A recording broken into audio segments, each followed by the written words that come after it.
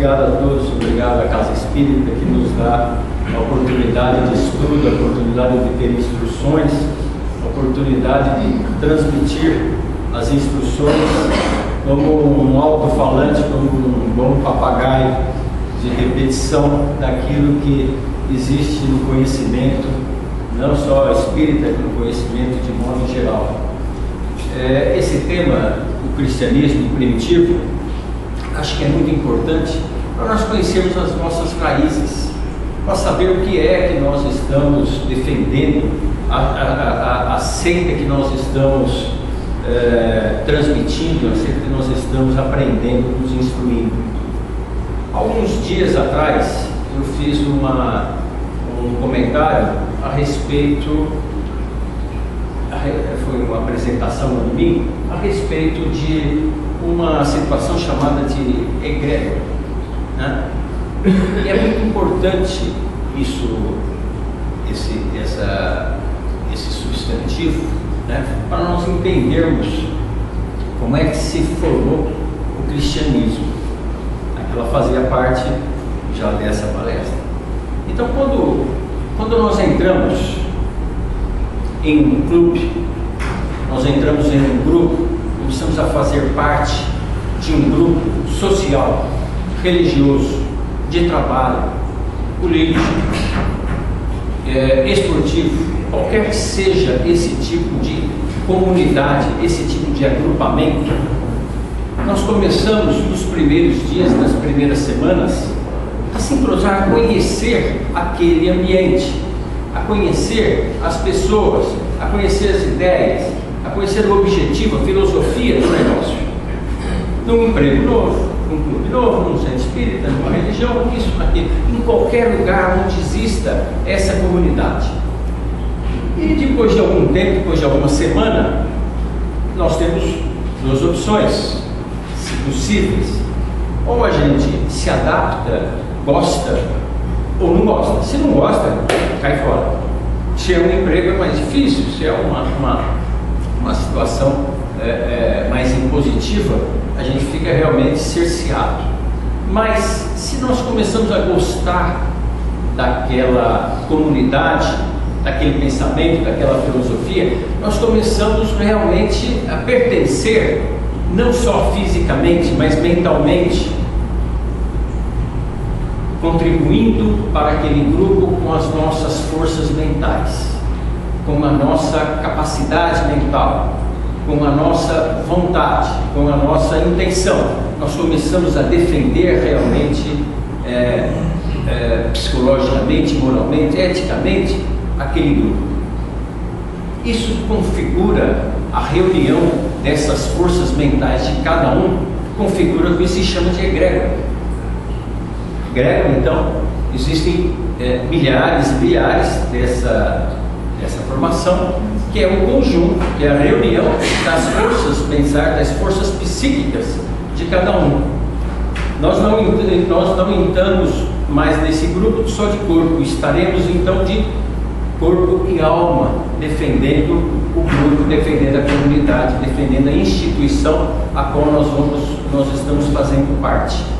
Eu fiz essa alusão há um tempo atrás em relação ao grupo espírita Murifé, que já fazia parte desse trabalho, né? No cristianismo primitivo é bom nós entendermos o que é que aconteceu, como foi que aconteceu, como é que surgiu esse cristianismo, que hoje o cristianismo foi formado naquela época, e hoje é uma imensa egrégora, que é a reunião das forças mentais de todos nós. Nós sabemos o que é que nós estamos defendendo, o que é que Jesus pregou, que nós estamos atrás dele, nos instruindo, nos aconselhando, orientando e passando para frente. Assim como na Casa Espírita, é uma pequena egrégora que reúne as forças mentais de muita gente. Muitos entraram e saíram, que é o direito de cada um, é próprio de cada um. Não gostei disso, não aceitei isso, aquilo, não se discute, vamos em frente. Sai um, entra outro, sai um, entra outro. Aqueles que realmente conseguem entender o espírito da coisa, a filosofia da coisa, pertencer mentalmente, permanecem. na casa espírita, no clube social, no emprego, no clube esportivo e etc. Então, no cristianismo, no cristianismo primitivo, nos primórdios do cristianismo, nós precisamos lembrar sempre da figura de Paulo de Tarso.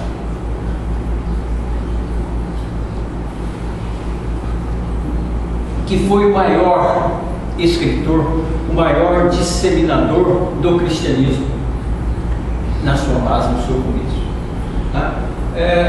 Paulo nem sempre foi Paulo.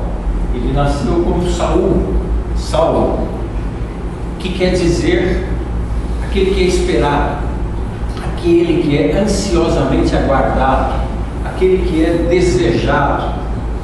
Saulo nasceu no ano 7 da era cristã e morreu no ano 67, decapitado em Roma a mando do imperador Nero.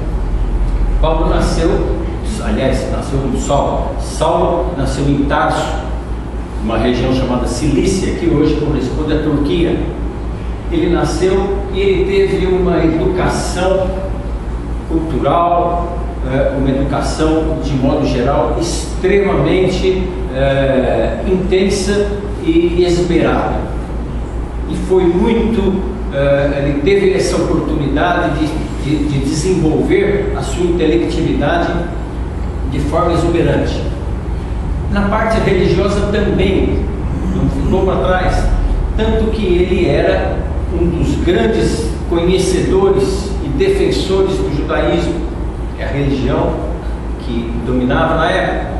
Ele teve essa qualidade, pela sua grande inteligência, pela sua fácil oratória, de defender o judaísmo e de estudar e divulgar o judaísmo. Tanto que ele era cotado para ser um dos doutores da lei, um dos mais, de ser realmente, vamos dizer, o líder religioso do Sinédrio naquela época. Ele teve uma educação que foi orientada por Gamaliel. Gamaliel, um dos mestres, um sábio do Sinédrio, que era neto de Elieu, que era um dos anciãos dos sábios da antiguidade, um notório ancião. Saulo, ele teve então essa trajetória, até que Cristo Jesus apareceu e disseminou e começou a sua pregação. Isso começou a fazer frente ao judaísmo. Eles começaram a ter algum receio daquele filho do carpinteiro, daquela pessoa simples, mas que tinha uma palavra muito importante, muito interessante, muito convincente. E começou a perseguição a Jesus Cristo. Os judeus perseguiram até que culminou com a prisão e crucificação de Jesus. Mas as perseguições ainda continuaram dos cristãos, dos primeiros cristãos. E até que Saulo não tinha ainda virado Paulo, até que Saulo ele foi ter na Casa do Caminho. Era uma instituição assistencial recém-formada,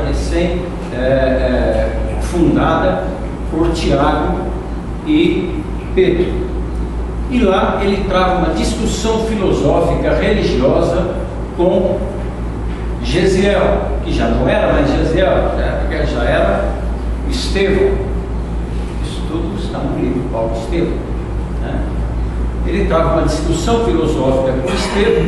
Ele percebe realmente a eloquência, a consistência de argumentos de Estevão e pede ao Sinédrio, mostrando que era uma ameaça ao judaísmo, pede ao Sinédrio que ele possa realmente eliminar Estevão. E foi isso, e Estevão é morto por apedrejamento.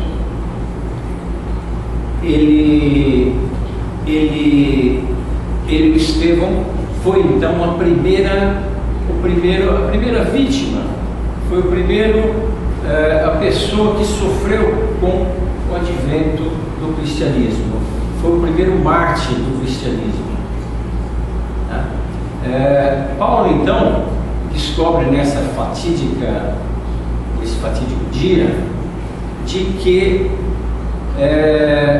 Estevão, aquele que ele mandou matar por apedrejamento, ele era o filho, aliás, ele era o irmão de sua grande amada, Abigail, que era a sua futura noiva, a sua pretendida, que era apaixonado por ela, que já estava prometido em casamento.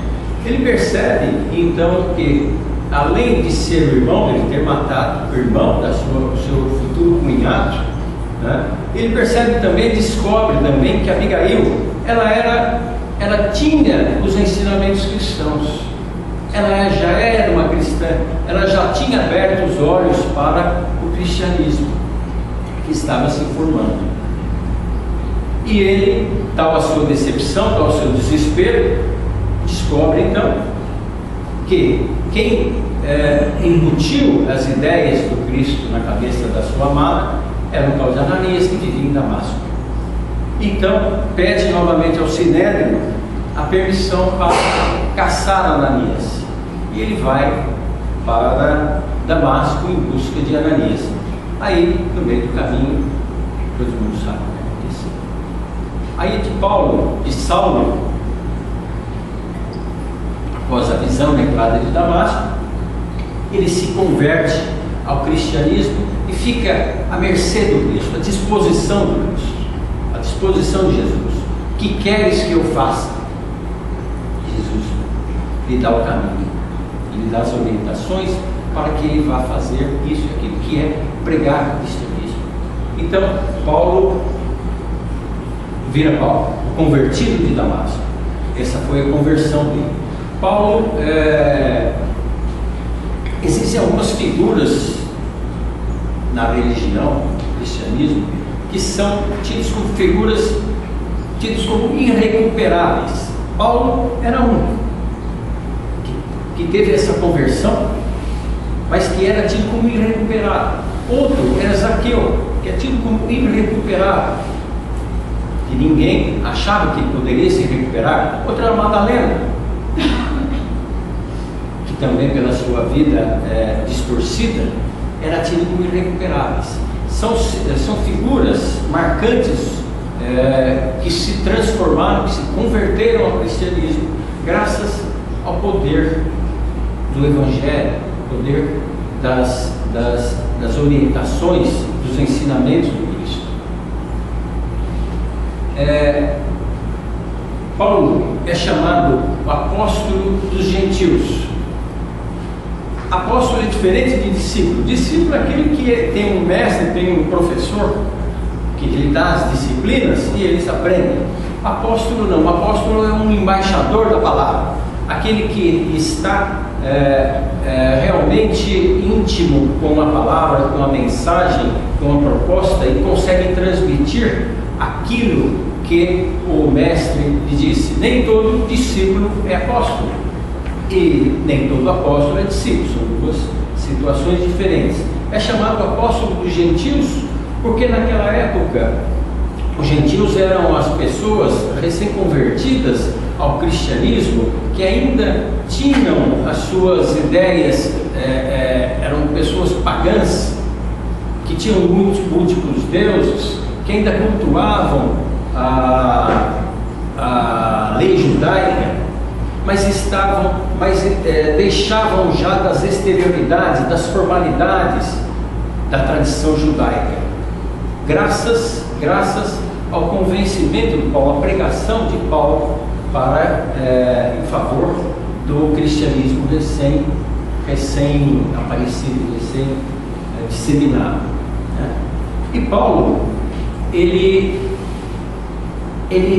nesse programa de ensinamento das mensagens do Cristo, ele fundou inúmeras igrejas, inúmeras pequenas igrejas. Igreja, não vamos entender como a igreja católica, que o catolicismo só apareceu no terceiro século, terceiro para o quarto século.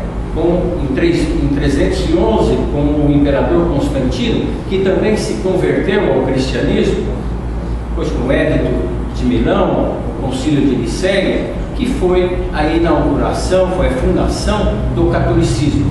Igrejas, na época, eram comunidades assistenciais, religiosas. É a formação desse pensamento, iniciando o pensamento cristão, iniciando a egrégora cristã. Não era um espaço físico? Era um espaço físico. Todas essas igrejas que ele formou, tá? Essas são as cartas, essas são as epístolas de Paulo. Ele formou igrejas em toda a região. Dizem que Paulo andou 20.000 quilômetros a pé. 20.000 quilômetros a pé. Naquela época não tinha meio de locomoção, então ele gastava solda de sapato mesmo, né?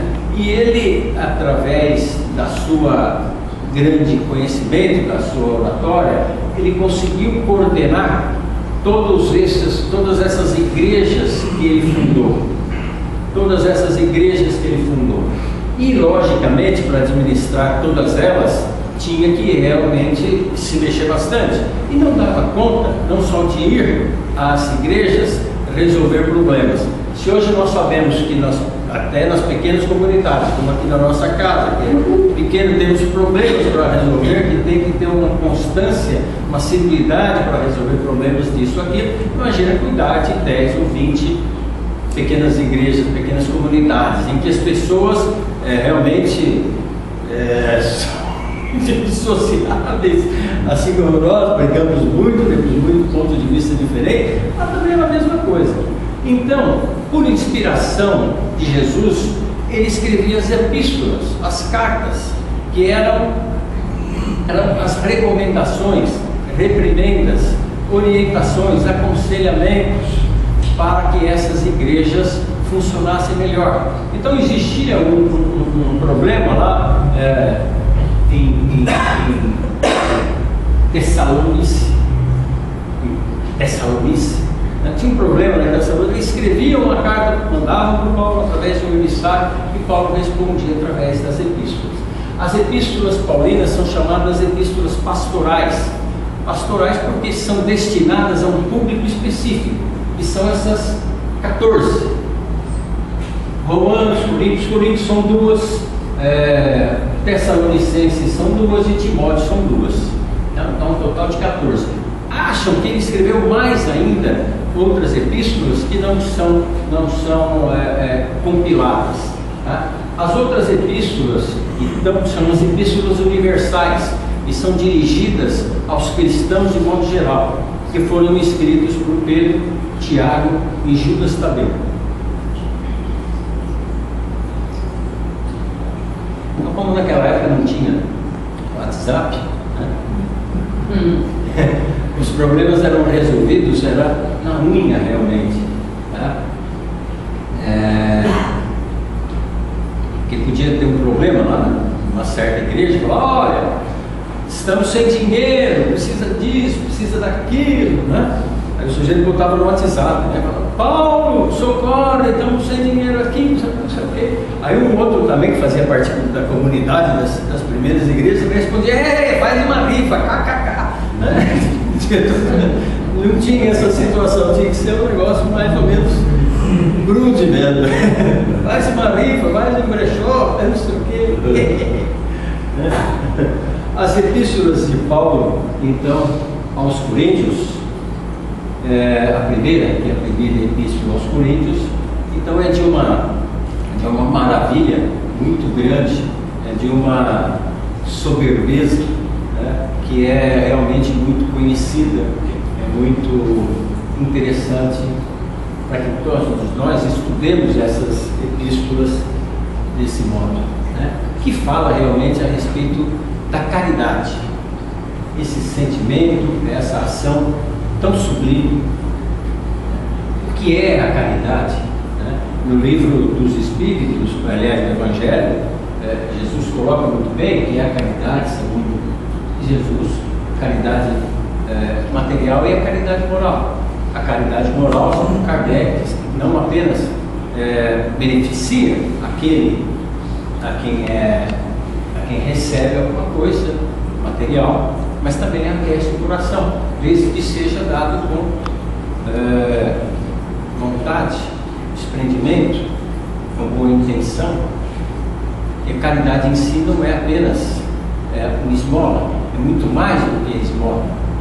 É o ato sentimental, é o ato emocional de alguma coisa.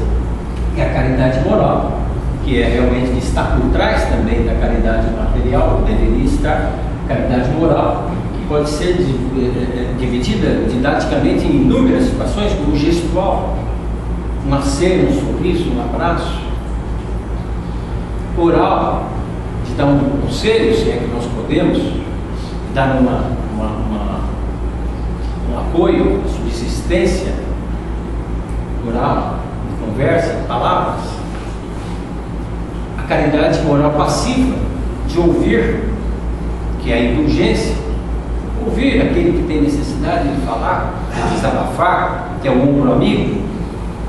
A caridade também é mediúnica, que os nossos irmãos médios incorporados recebem e nos passam essas orientações dos seus espíritos mais evoluídos, que nos dão essa orientação através dos médios. É também uma forma de caridade. E a caridade mental, que é talvez a mais fácil de ser realizada, que é através do bom pensamento, do bom desejo. Bom desejo ao amigo, ao inimigo e ao indiferente também. Não custa nada, absolutamente nada. É um ato puramente psicológico, assim como o perdão. Perdoar é um ato psicológico. Esquecimento não, esquecimento é biológico, não se consegue esquecer, ou às vezes não se consegue lembrar. Tanto a lembrança como o esquecimento não dependem da nossa vontade, dependem do nosso esforço em querermos ou não lembrar de alguma coisa, mas esquecer não tem jeito, não se esquece por querer apenas esquecer. Mas o perdão não, é um ato puramente psicológico. E o que é a caridade e o que é a gratidão? A gratidão, então, dizem que sempre anda junto com a caridade. Caridade e gratidão muitas vezes se confundem, mas não andam junto de modo algum. E é muito comum nós comentarmos, ouvir o comentário de uma pessoa falando: eu não faço nada, eu não dou nada, não faço nada de caridade, disso, aquilo, porque a gente faz e eles dão mínima importância, faz de conta que não aconteceu nada. Então, o que nós estamos querendo, nesse pensamento, a pessoa, nesse pensamento ela está querendo receber alguma coisa de volta, está querendo receber uma contrapartida, mas a caridade não prescreve isso. Prescreve esse sentimento de desejo de contrapartida, desejo de compromisso. Aí não é mais caridade, aí é uma dívida, uma troca, contrariando uma dívida, uma troca diferente. Então, uma pessoa que tem esse comentário, ou ela realmente não está colocando esse sentimento de desprendimento, de benevolência, de bondade no ato caritativo, ou se ela está colocando, a outra pessoa talvez esteja num nível evolutivo muito ainda inferior, porque não tenha percebido. Não percebeu a boa vontade nessa ação caritativa, não reconheceu isso, porque aí então essa pessoa beneficiadora tem uma grande oportunidade da prática da indulgência, que é a compreensão das fraquezas, compreensão das imperfeições, a aceitação disso, porque a gratidão ela é um ato, é uma resposta emocional a um ato moral. E ela é realmente uma fonte de motivação para a prática do bem. A gratidão, ela prescreve de que existe um ato moral, uma ação caritativa, e o beneficiário recebe isso, aceita isso, entende a ação caritativa como um esforço que aquela pessoa fez em seu benefício. De tal modo que podemos colocar a gratidão em essa resposta emocional. Se existe uma resposta emocional positiva, né, isso não se torna dívida, se torna uma gratidão. A dívida é quando realmente esperamos a contrapartida. Eu acho que eu me antecipei. Tá? De tal forma que podemos ver os níveis de agradecimento que existem a respeito desse ato caritativo. De modo geral, são 3 níveis. Um nível muito mais superficial, muito mais primário, é aquele que nós praticamos o dia todo. É a gratidão, quer dizer, obrigatória. Não sei, quer ser uma gratidão de tão simples que é. Por exemplo, a Ierta vai no supermercado, vai lá, passa o cartão, paga a conta do supermercado, a moça bota na sacolinha e ela leva embora e fala muito obrigado. Agradeceu. Isso é um nível superficial, é apenas cognitivo. Não é sentimental, não é moral, é apenas cognitivo. Apenas entendemos, aquela pessoa fez, botou na sacolinha, tal, pagou, me deu cartão de volta, bom dia, até amanhã. Ou na fila do banco, ou em outro lugar, na feira, em qualquer canto, nós agradecemos. E a maioria das vezes nem olhamos na cara da pessoa, daí 1 minuto ou 30 segundos, já esquecemos disso, muda de carro, vai para algum lugar e pronto, vai fazer sua vida. Isso é um nível de gratidão extremamente superficial. Um outro nível de gratidão, já mais intermediário, é o nível em que existe realmente o reconhecimento que a pessoa fez alguma coisinha a mais. Não só botou na sacola, no supermercado, mas já fez alguma coisa, trocou uma palavra, viu? E sei o que, trocou um sorriso, um aperto de mão, alguma coisa desse tipo. Um nível um pouco mais acima. Isso, acima. É um nível intermediário. Tá, mas mesmo assim, daqui 5 minutos, né? Ou se no outro dia passarmos em frente àquela pessoa, no qual, no nosso relacionamento social, nós não vamos reconhecer quem foi. Não vamos saber absolutamente nada. Tá, mas existe um terceiro nível, mais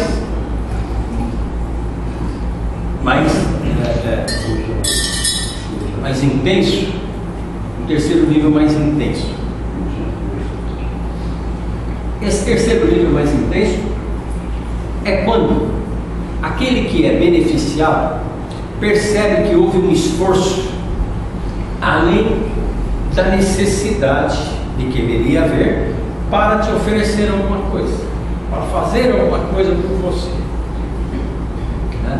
Então a pessoa realmente percebe que houve um desprendimento do beneficiador, sem o pensamento de contrapartida, sem o pensamento de contrair uma dívida para com ele, sem o pensamento de retribuição. Apenas foi um ato de caridade que te fez, um ato moral de caridade que foi feito para o seu benefício. É quando percebemos que existiu realmente uma grande intenção em nos fazer o bem. É quando percebemos que existiu essa proposta de gerar um vínculo sentimental, um vínculo emocional. E isso que é a grande importância da gratidão e da caridade. Porque se gera esse vínculo, consegue fazer a geração de um sentimento maior, de um entrosamento maior, isso é evolutivo. Isso vai nos levar à evolução, porque estamos todos juntos em sociedade e com a obrigação de nos auxiliarmos mutuamente. Nós temos esse pensamento, nós temos essa predisposição, que o homem é um animal social. Hoje existem imensos estudos a respeito de caridade e gratidão, o que gera de bem, o que gera de satisfação, o que gera de felicidade íntima da prática de fazer o bem. Fazer o bem faz bem. Isso é uma palavra uma frase cada vez mais constante na neurociência, na neuropsicologia e todas as ciências que estudam a mente humana. Entendem com exames comprobatórios, exames de imagem comprobatórios, que realmente fazer o bem faz bem, que a caridade é bem recebida, que a gratidão, quando gera esse vínculo, é realmente muito positiva e evolutiva. Por quê? Por quê? Vamos pensar do seguinte modo. A Terra existe, aliás, o universo existe 13,7 bilhões de anos. A Terra, nosso planetinha, 4,5 bilhões de anos. A vida na Terra, vida biológica, essa vida de alguma coisa viva, alguma coisa que se reproduz sozinho, que tem a reprodução, existe há 3 bilhões de anos na Terra. Tá? Leon Denis diz que tudo caminha para a perfeita uniformidade, para a perfeita harmonia.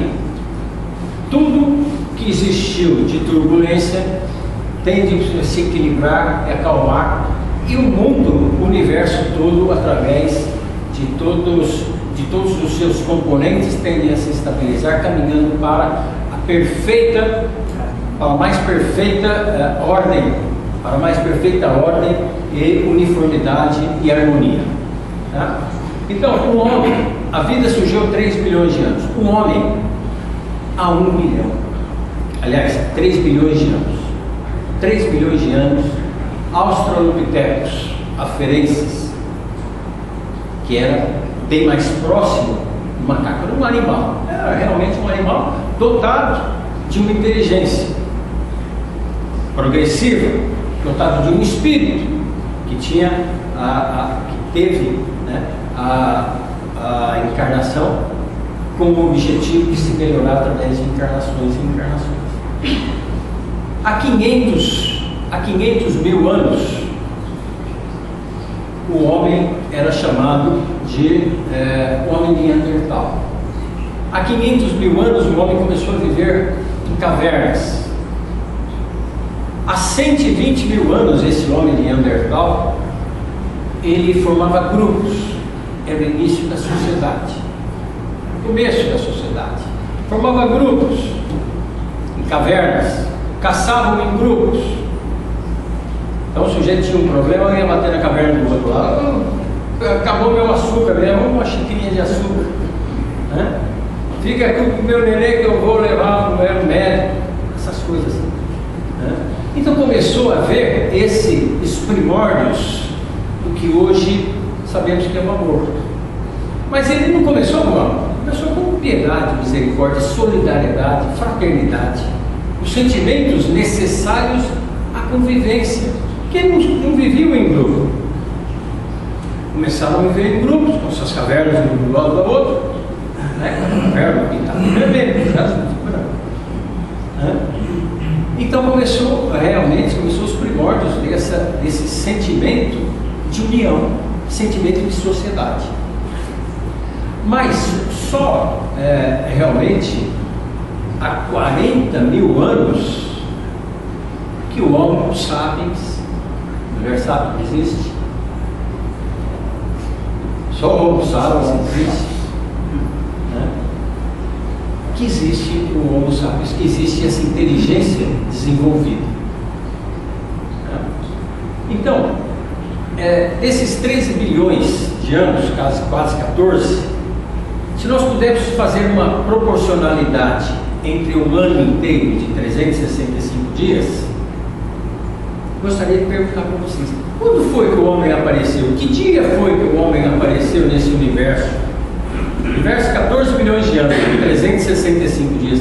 Nós temos noção de quando é que o homem apareceu? Eu não tenho. Quando? Adão. Adão, Não, de que época do ano que o homem teria acontecido, se nós transformássemos o universo nesses 13 milhões de anos, na idade do universo, em um ano total de 12 meses, 365 dias. Isso cantar parabéns para você. Quando Jesus formou o planeta Terra, vamos dizer assim, o Espírito estava pronto, Então o homem se formou, o homem apareceu no dia 31 de dezembro.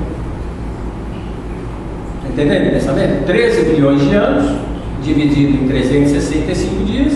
O homem apareceu há 500, 1 milhão de anos, mais ou menos, 500 mil, 1 milhão de anos.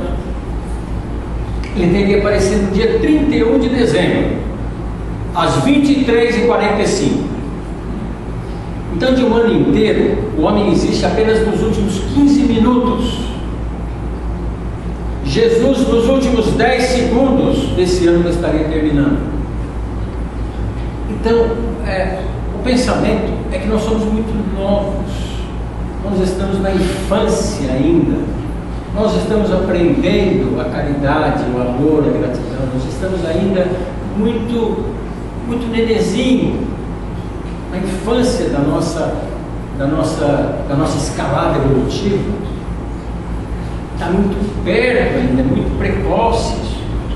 Então, nesse nosso nível evolutivo, provavelmente, baseando-se no livro dos Espíritos, provavelmente, esse nosso livre-arbítrio que nós temos é uma coisa muito frágil.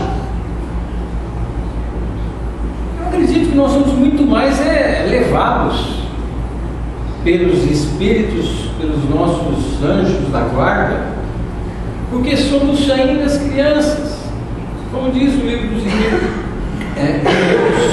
Deus protege as crianças e os tolos e os imbecis. Não somos as crianças, muitas vezes os tolos e os imbecis também. Então, a espiritualidade, nós temos que sempre ter essa ideia. A espiritualidade nos influencia, não só nos influencia, mas muitas vezes nos dirige. Provavelmente nos dirige muito mais, porque nós somos ainda muito imperfeitos. Somos quase animais ainda, quase irracionais. Nós temos ainda um pouco dessa inteligência para ser desenvolvida, para ser aumentada proporcionalmente ao nosso esforço. Entendeu o sentido do negócio? Nós estamos sendo realmente carregados. Jesus e seus ministros, seus anjos superiores, que vivem nos levando para lá e para cá, que vivem nos intuindo, vivem nos influenciando, aliás, nos permitindo a intuição de termos as decisões.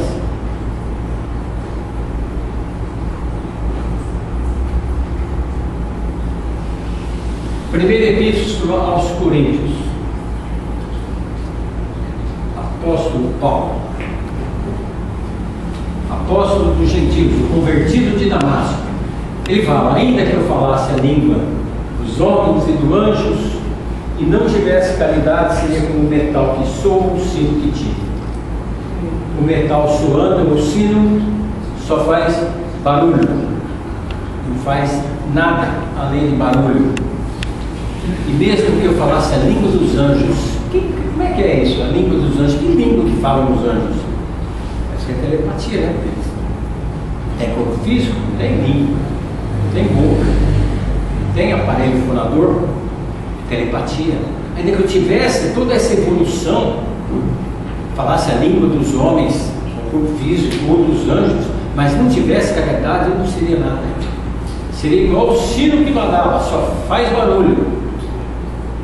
É a pregação que nós ouvimos sempre, em todas as religiões de modo geral. Prega disso, fala daquilo outro, mas ação positiva na caridade se faz muito pouco. Muito mais se fala do que se faz. Ele continua: e ainda que eu tivesse o dom da profecia e conhecesse todos os mistérios, toda a ciência, tivesse toda a fé, de maneira que pudesse transportar os mundos, se não tivesse caridade, a nossa fé começa com um grão de mostarda e se multiplica à medida que nós vamos angariando conhecimento, que nós vamos angariando sabedoria. A filosofia, a ciência, o conhecimento da sabedoria nos dão uma evolução apenas horizontal. A evolução horizontal é a base, os subsídios para nós termos cada vez mais a nossa fé, para aumentarmos a nossa fé. E com a fé nós teremos realmente a compreensão de que somos filhos de um Criador, compreensão realmente plena, intensa, que os filhos de um Criador somos irmãos e que o mundo só evolui através do amor.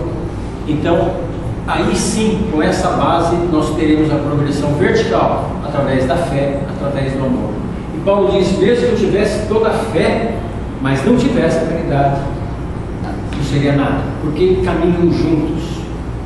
Ele filosoficamente construiu essas duas vertentes, a fé e a caridade, que caminham juntos, que é a descrição do amor como a nossa virtude.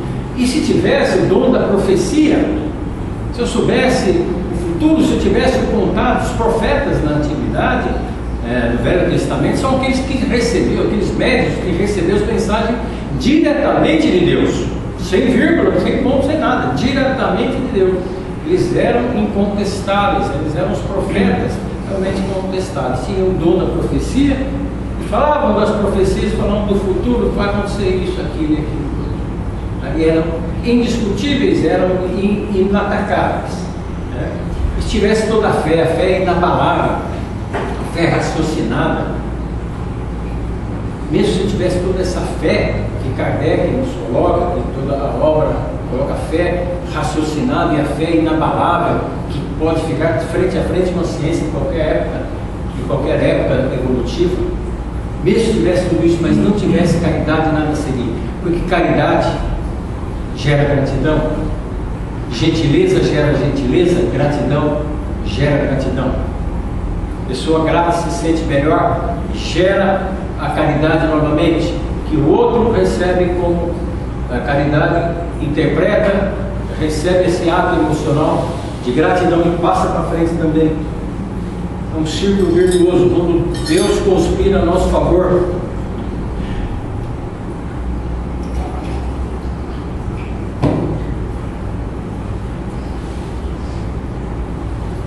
A epístola de Tiago, a epístola universal de Tiago, destinada a todos os cristãos discriminadamente. Tu tens a fé, eu tenho as obras. Mostra-me tua fé sem as obras, que eu mostro a minha fé pelas minhas obras. A Casa do Caminho, que foi a primeira pequena egrégora do cristianismo, fundada por Pedro e Tiago, só conseguiu se manter graças à situação que Tiago colocava na casa. A situação era de obediência às regras judaicas. Pregavam o cristianismo, mas obedeciam às regras judaicas. Com isso, os doutores da lei, os rabinos, deixavam eles praticarem o que for, desde que mantivessem essas tradições judaicas. Circuncisão, etc. São coisas assim, desse tipo. E eles mantinham a Casa do Caminho, que era uma casa assistencial de doentes, de necessitados, de todo quanto é tipo de problema, uma casa realmente hospital, escola, assistência social e etc. Realmente, ele colocava isso. Tiago realmente era um grande trabalhador, ele realmente, em Pedro, dava sangue, ele mostrava, ele colocou essa epístola: tu tens as fé, eu tenho as obras, eu faço as minhas obras, pode ficar que a sua fé é necessária, mas sem as obras não adianta, fica só na fé, só na conversa, só na disseminação, só no badalo do sino. Ele coloca ainda, o primeiro epístola aos Coríntios: ainda que doasse toda a minha fortuna para os pobres, entregasse meu corpo para ser queimado, não tivesse caridade, nada seria. Desprendimento total, dar tudo que tem, se livrar de todos esses, a fortuna, todas as economias. Pode dar tudo isso, se não tiver caridade, se não tiver a intenção da proposta, não adianta nada. E se quisesse ter seu corpo para ser queimado, ou seja, a autoflagelação, como vemos em muitas religiões, em muitas seitas, autoflagelação, que é a deteriorização do seu corpo, em nome de uma fé, em nome de uma razão religiosa. Mesmo se fizesse isso, que acabasse com o seu corpo e não tivesse caridade, nada disso seria aproveitado. Ele continua: caridade é sofredora, etc, etc, etc. Então ele vai lá: quando eu falava como menino, me sentia como um menino, mas cheguei a ser homem e acabei com as coisas de menino. Hoje nós somos meninos, nós somos homens. Acho que somos meninos, porque no mundo, no universo de 14 bilhões de anos, nós estamos apenas nos últimos 500 mil anos. Muito pouca coisa. Muito pouca coisa. Então nós devemos ser muito meninos ainda. Nós ainda estamos falando, compreendemos como meninos. Mas o menino cresce, vira homem. E nós estamos aqui para isso. Então aí, ele completa. Agora, pois, permanece a fé, a esperança e a caridade. Mas a maior dessa é a caridade. E a fé? Por que não a fé? Por que não a esperança? A fé, que é aquele sentimento, aquela certeza absoluta na realização do projeto, a segurança total na realização do projeto, a segurança plena na realização e sucesso de um projeto qualquer. Isso é a fé. Será que nós temos essa fé tão forte assim como Noé teve, como Abraão teve, quando levou seu filho Isaac? Será que nós temos? Noé, que era chamado de maluco, construiu uma arca, né? Que Deus naquela época, Deus era indeciso naquela época. Noé era o plano B. Falou: Noé, constrói uma arca que eu vou destruir tudo, que esse negócio não deu certo, esse projeto não deu certo, o projeto lá não deu certo, esse é o plano B. Orar é o plano A, o plano B não existe. Noé, você é minha salvação, a nova salvação. E foi construir a arca. Será que nós temos essa tamanha fé dessa maneira? Não temos. Nós somos muito meninos ainda. E a esperança? Por que não a esperança? Mas eu acho que a esperança está ligada à fé. Se você tem a fé, convicção daquilo lá, por trás disso está a esperança que vai dar certo. Sem dúvida. Mas tem a esperança passiva. A esperança passiva é quando nós esperamos as coisas cair do céu. E cair do céu só chuva. Né? A esperança passiva, não, as coisas vão melhorar, mas não se mexe. Está lá deitado na rede. Deitar na rede, esperar as coisas. Ela está no moda, ela está ali, cuidado. Mas tem a esperança ativa. A esperança ativa é quando tem a fé ao seu lado, que fazemos o trabalho para que as coisas acontecerem. Né? Mas ele fala, mas a maior dessa é a caridade. Kardec diz que ele colocou dessa maneira porque a caridade é mais fácil para a gente fazer. A fé nós não conseguimos, ainda somos meninos. Nós estamos no nível da caridade ainda.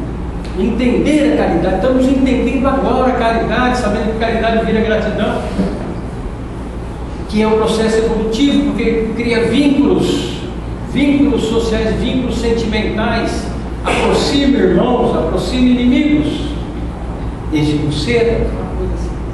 Então nós somos meninos, se somos meninos, nós estamos ainda nessa prática. A fé é realmente para homens, não para o nosso nível evolutivo. No nosso nível, nós ainda podemos nos contentar na solidariedade, na fraternidade. Nós não alcançamos ainda o amor que Jesus Cristo nos pregou, incondicional, distinto, indiscriminado, impessoal, ostensivo, globalizado, que é uma reação própria daquele espírito que amadureceu e que entendeu que fazer o bem faz bem, que ama sem esperar contrapartida de espécie alguma, a prática do amor sem esperar nada de volta, e que quando não se vê correspondido, não se melindra, não resmunga, não arranca os cabelos, não se desespera, que sabe que ele está amando. Isso que é o mais importante, isso que é o que realmente importa.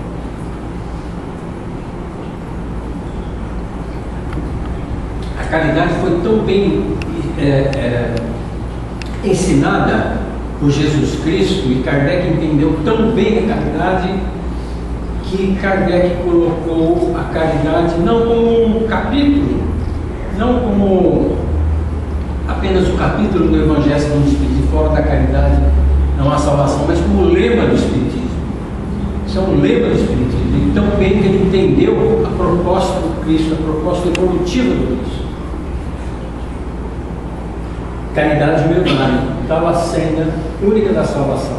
egoísmo e orgulho, a senda da perdição. E Paulo termina, porque a letra mata. Aí já na segunda epístola dos Coríntios, a letra mata e o Espírito vivifica. O estudo da obra espírita, o estudo do Evangelho, ela tem que ser constante, porque é de uma imensidão filosófica extraordinária. Quanto mais nós tentamos entender isso, mais nós vamos evoluir, mais nós vamos nos melhorar. De tal a amplitude, de tal a grandeza de informações, de contribuição, de formação moral do caráter de todos nós que existe na obra do Cardeal.